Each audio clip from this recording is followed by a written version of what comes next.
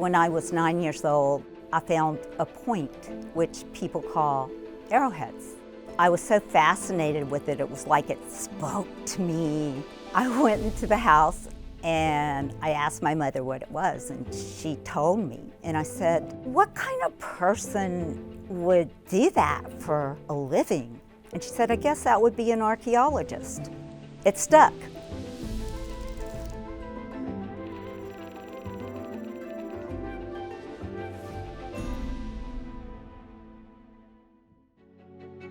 Cultural resources are the remains of people, places, and things that relate to culture, such as pottery, arrowheads, an old structure, animals in the wild, or from natural resources such as wood and sticks and things of that nature that has not been modified by human hands. Cultural resource manager wears a lot of hats. They can specialize in curation and identification of artifacts. They can be a historic architect, an archaeologist, an osteologist, and they can also be GIS specialists, but all with the background in cultural resources.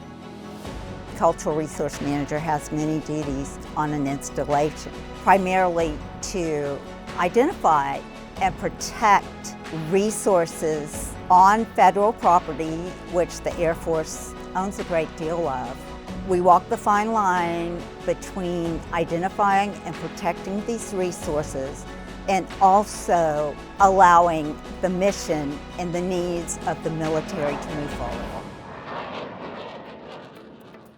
An example of the Edwards team identifying, evaluating, and then recording these resources is, say it's an archaeological site. Well, there may be a few things on the surface, but we know from research of the background of the area that there may be stuff that's buried that we need to explore further. So we go out to that site and then we find out as much about that site as we can through the archaeological record. And the materials that come out of that site, whether it be an arrowhead, tools made out of stone, beads made out of shell, things of that nature that we know past cultures, such as Native Americans, utilized. Then, if it's Native American artifacts, we consult with the present tribes and we discuss the best way to protect these resources in place so it'll be avoided by any impact. So the resource is protected and the mission is facilitated. I do think education about cultural resources is very important. These resources, when you get down to it, belong to U.S. citizens. And it's important to be educated about them. Plus, it's just fun for the public to know some of the things, how to identify an artifact. If you see this on the ground, what should you do? We do public outreach to educate not only the base population, but the general public. In regard to Native Americans and their culture, they do participate with us in this educational event. A specific example, it's titled National American Indian Heritage Month. We've shared displays, brochures, posters, events at schools, and things of that nature.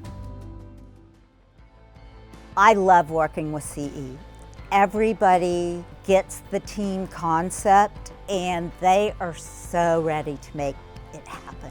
Just the combined knowledge is amazing, and the knowledge of the installation where they work is incredible.